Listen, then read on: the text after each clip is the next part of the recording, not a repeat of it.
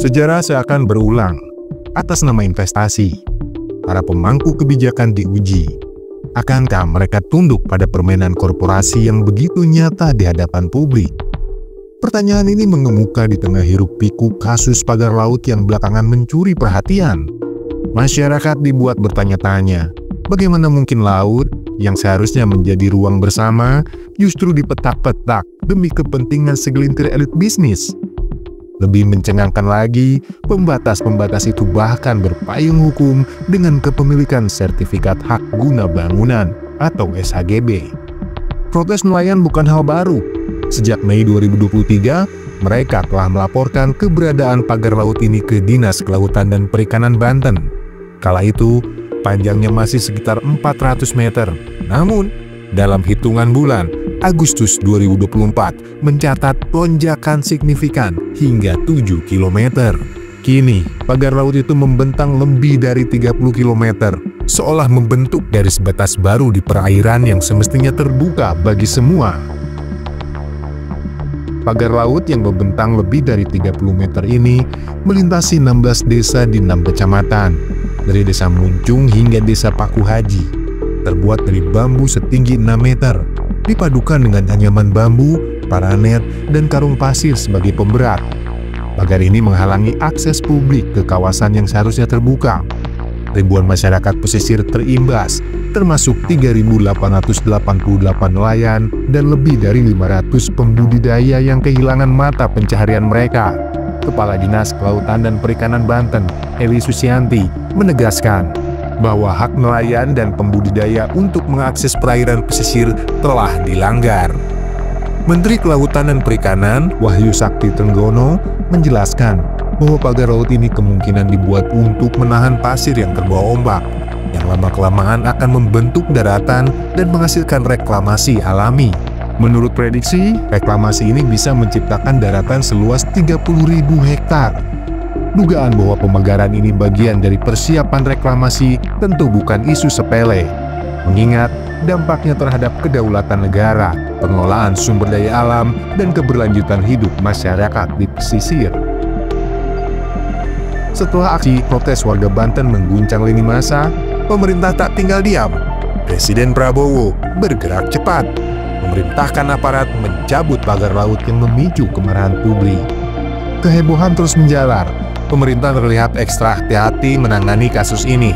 Apalagi belakangan terungkap bahwa di balik pagar tersebut tersembunyi kafling-kafling bersertifikat HGB. Ada yang atas nama perusahaan dan ada yang atas nama individu.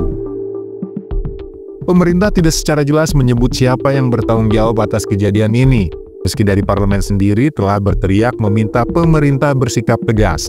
Ketua Komisi 4 DPR, Titik Soeharto, meminta seluruh kementerian untuk tidak takut melawan oligarki.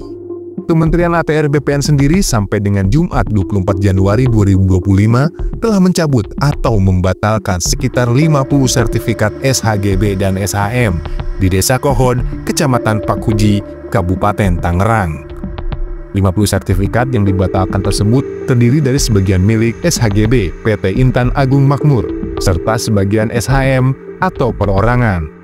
PT Intan Agung Makmur yang diketahui memiliki 243 bidang SHGB merupakan salah satu entitas bisnis terafiliasi Agung Sedayu Group milik Sugianto Kusuma alias Aguan.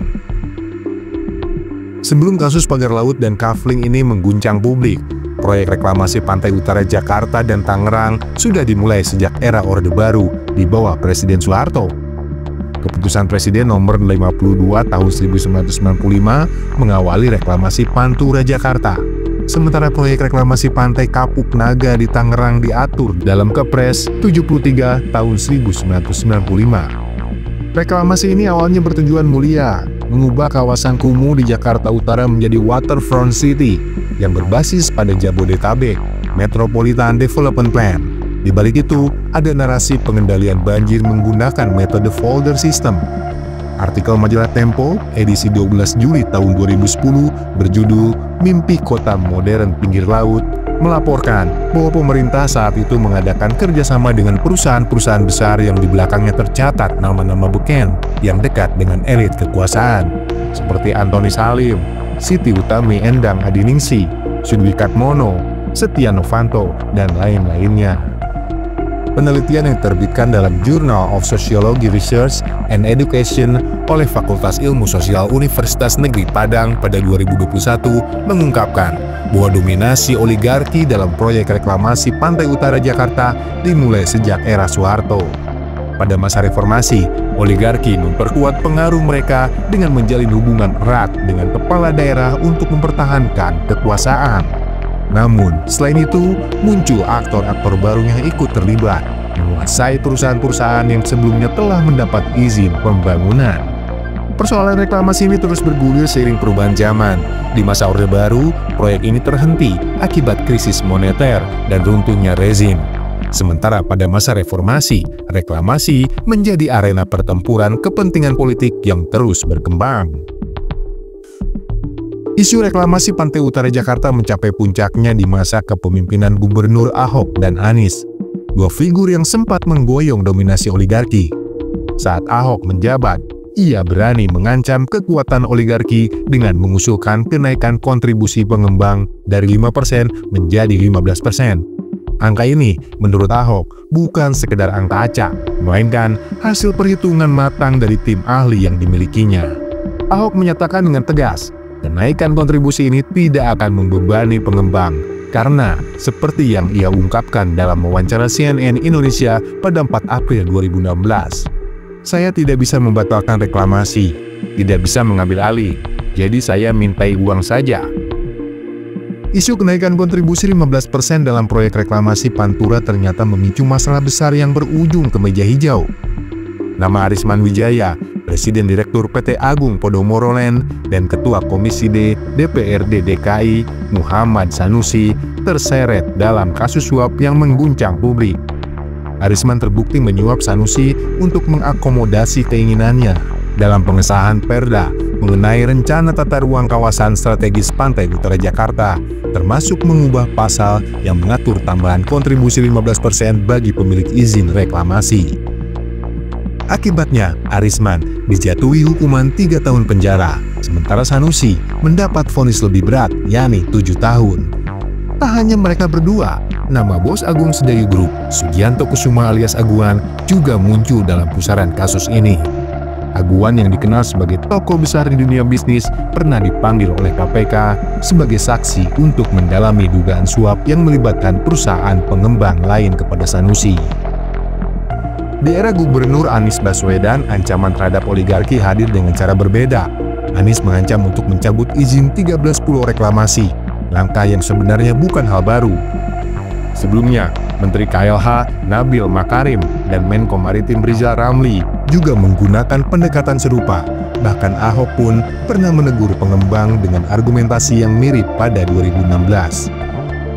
Ini teguran adalah eksklusivitas reklamasi, di mana pemukiman mewah yang dibangun hanya akan dinikmati segelintir orang, bukan nelayan. Nelayan, kata Ahok, hanya bisa melihat dari kejauhan, sementara mereka tak akan memiliki akses ke pulau-pulau tersebut. Laporan dari Labor Sosiologi Fakultas Ilmu Sosial Universitas Negeri Padang mengungkapkan perbedaan perlakuan rezim terhadap oligarki. Saat Ahok menjabat sebagai Gubernur Jakarta, Joko Widodo yang terpilih sebagai Presiden pada 2014 mendapat dukungan besar dari pengembang untuk memenangkan pemilu. Ancaman Ahok terhadap oligarki bukanlah penghentian reklamasi, melainkan tuntutan untuk menambah kontribusi daerah. Laporan tersebut juga mencatat bahwa sebagian besar dana kampanye Jokowi Ma'ruf dalam Pilpres 2019 berasal dari kelompok dan perusahaan oligarki. Sementara itu, Anies Baswedan yang tidak sejalan dengan rezim nasional tidak ada pilihan lain selain mencabut izin reklamasi di Teluk Jakarta sebagai upaya merealisasikan janjinya.